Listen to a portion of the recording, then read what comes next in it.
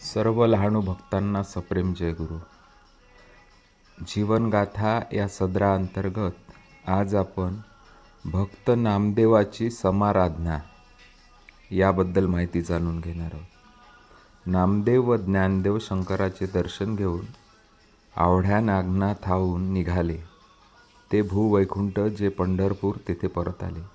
त्यावेळी नामदेवाने महाद्वारात पाऊल ठेवून पांडुरंगाची मूर्ती पाहताच त्याला जो हर्ष झाला तेने करून तो बेशुद्ध होऊन पडला. नंतर ज्ञानदेवाने त्यास सावध केले. सावध होऊन नामदेव साष्टांग नमस्कार घालीत आहे तो विठोबा विटेवरून खाली उतरला आणि पुढे येऊन त्याने नामदेवास पोटाशी धरले. ईश्वराने आपल्या हाताने नामदेवाच्या गळ्यात तुळशीच्या माळा घातल्या. इतक्यात नामदेवाला भेटण्याकरता निवृत्ती सोपान विसोबा खेचर गोरा कुंभार वगैरे संत मंडळी येऊन धडकली. त्यांनी नामदेवास प्रेमाने आलिंगन देऊन त्याचा जय जयकार केला.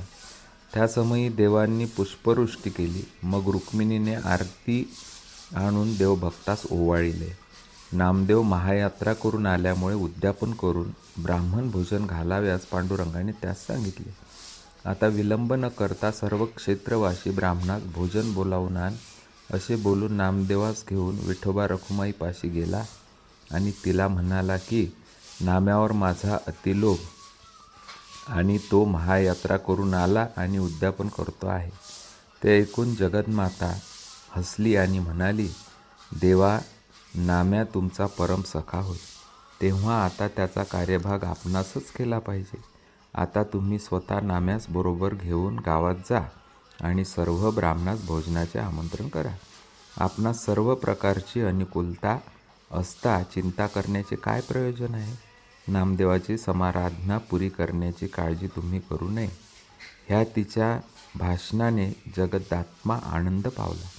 नामदेवास बरोबर घेऊन पांडुरंग भक्तमंडळी समवेत बोलावणी करण्यासाठी निघाले. निवृत्ती, ज्ञानदेव, सोपान, विसोबा खेचर, चोखामेळा ही सर्व मंडळी समागमे होती. त्या समयी पांडुरंगाने गृहस्थाचे रूप घेतले होते. त्याच्या तोंडाकडे पाहून जो तो चकित होई, कारण ते तेज निराळे दिसे. कोणी कोणी त्यास नाव गाव विचारित. त्यांना तो सांगे की माझी सर्व माहिती या मंडळीस आहे. पांडुरंगाने सर्वांस भोजनास येण्याबद्दल अगत्याने सांगितल्यामुळे सर्व विप्रांनी त्या आमंत्रणाचा आनंदाने स्वीकार केला. पांडुरंगाने मग देवळात येऊन रुक्मिणीपाशी सर्व वर्तमान निवेदन केले. परमात्म्याची इच्छा झाल्यावर तेथे काय कमी पडणार. अष्टसिद्धी सर्व साहित्य तयार करावयाकरिता येऊन धडकल्या. त्यांनी सर्व सामग्री सिद्ध केली. चंदनाचे सडे घातले, गुढ्या उभारल्या, कणा रांगोळ्या घातल्या, मंगलवाद्ये वाजू लागली.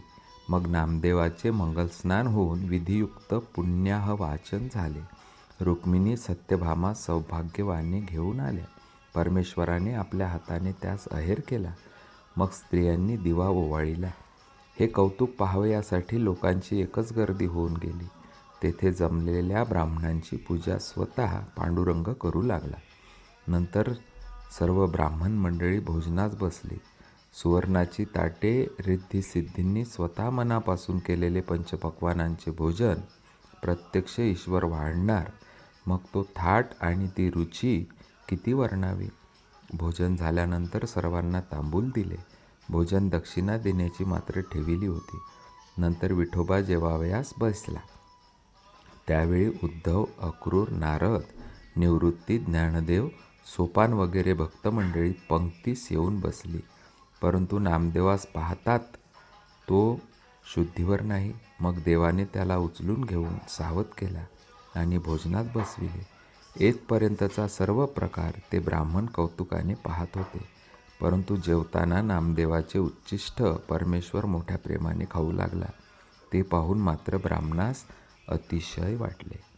श्री संत नामदेव महाराज की जय. श्री संत ज्ञानेश्वर भगवान की जय.